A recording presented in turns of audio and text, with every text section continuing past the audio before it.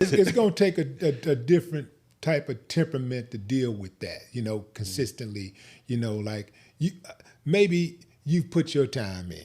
And so I did now my time. you did your time. I did my time. So it's time for somebody else to step up and do that time. Yeah. But we do have to have all hands on deck, man, because boy, we're up against probably the greatest beast that ever existed. Well, hey, what's going on? What's going on with those street lights on Scott and Cullen and Furman Street? What's up with that? I mean, we had Tahir Charles. We have a podcast. Me and Aubrey do a podcast, and we had Tahir Charles on the show. Yeah, shouts out to him. And he's trying. I think Tahir's doing. He's trying to bring attention to it. You'd have to ask your Democratic buddies what's going on with it. I'm sure you got. Wait a minute. Wait a minute. So this is isn't this Rodney Ellis's district? That's my understanding. One of the big dogs. Come on, Rodney. Yeah. Say, man. Come on, man. We're talking about something basic. We're talking. It's not just. This is not a case of wanting aesthetics, right? This is not about aesthetics. It's about safety. This is about safety. It's about elderly African American men and women. It's about safety. It's about being safe in your community. It's about being safe in the community, but it's also about being safe while you're on the street. So if you're walking the street or you're driving down the street, man, that's what the street lights are for. Right? Come on, Rodney, man, what's up with that money, man? How much money did it take? That's Tahir. Tahir, you got to talk to Tahir about that. Tahir, okay, I'm gonna talk to Tahir. But Tahir, come on, man, he's trying to get it done. Hopefully, it gets done. But again, it's like a lot of people that be so dedicated to. A lot of these folks been sitting around doing nothing for the last 20, 30, 40 years. Smiling, eating chicken wings, and dancing boogie woogie and taking photos. You don't get anything out of taking photos. A lot of these guys that get together, they get in a room, take a photo together, and they're like, "Oh man, you did so. What did you do? You took a photo." And that's another thing. If that's the capability, if that's your capability, taking a photo for some glamour and some glitz or whatever you want to call it. I'm not trying to be. That's not me. I can't. That's not me. That's not my style. I just can't do it. But you won't be able to take a photo on that street because it's dark. But take a photo anywhere. So. He's pretty sharp, man. Just facts. Wait, where did you learn to be so quick-witted at? Was that something you picked up in South Carolina, growing up in South Carolina? Probably from my mother, a little bit from it's a mixture. My mom used to rag on us pretty bad, so we got used to, the dozens, whatever. And then partially maybe Iraq, trying to live, you got to think quick or you might not make it back. So, just mixing the two, leveraging it.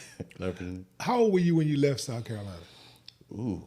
Georgetown, right? Yeah, Georgetown. Yeah, we left, I was maybe second, third grade. We always went back, but my mom's from Georgetown, my dad's from Charleston. They met at Voorhees College, and they didn't finish Voorhees because of me. Okay.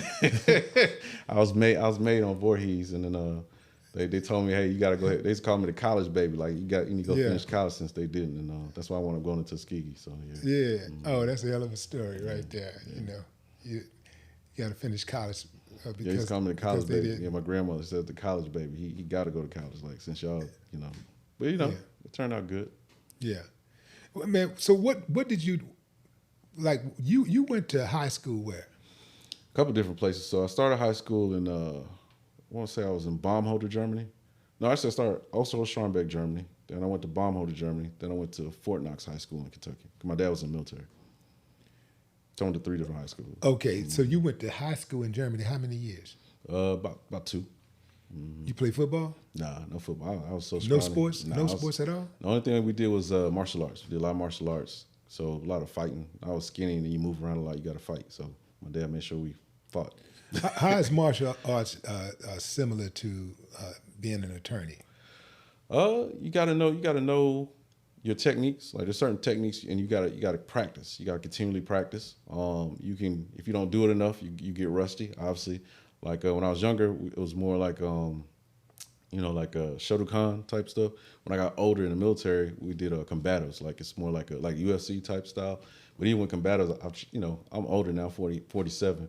I go back and try to do some combatives. One of them young guys be trying to kill me. So you got to stay fresh, or you move too slow.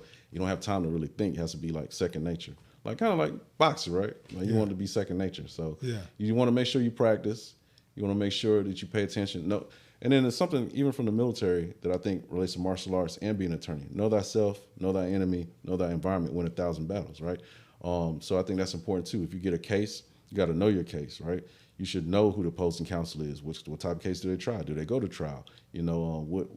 How you can poke at them or not. They might be a titan. This ain't nobody be playing with. And then know your environment.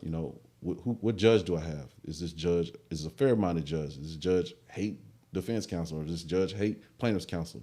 Just being aware of everything before you walk into the room. My wife, she always says, you always know more about the room and people in the room, but you just don't ever allude to it. But that's just, that's how you win. Or try to win, Yeah, yeah. And you and your wife, y'all have this practice. How's the practice going? It's going well. So when I left practice, so basically what happened was she left the DA's office, and I said, hey, I still got inventory cases here.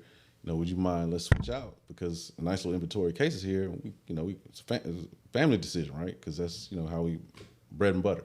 So she left the DA's office, took over my practice. She's turned into her own thing, phenomenal. She's great at marketing, always doing a lot of great marketing. When I left in October, I went and worked at a firm for a little while, tried some cases. Then we started working together this January, actually. How's it going? Really well. I mean, she's got a lot of goodwill in the community. I got a lot of goodwill in the community. And what I mean by that is, like, I don't have to go out here and dance on a TikTok video to get clients. People send me clients because they trust me. They've known me. I've been in the community. Before I was, always donating to basketball. I'm actually in the neighborhoods. I'm actually donating. I'm actually with people, so I don't have to do a lot of, billboards and all that other stuff, which is a blessing. A lot of natural relationships. And, how she is, too. Just we're nice people, treat people fairly. And I think that goes a long way. So it's helping our practice build quickly. We've had to do a lot of new hires, getting a lot of good cases from all over the state. Wrongful death cases, med-mal cases. We do mainly personal injury. I'll touch a employment or criminal case every once in a while so I don't get bored, but doing mainly personal injury. But it's been good. It's been real good.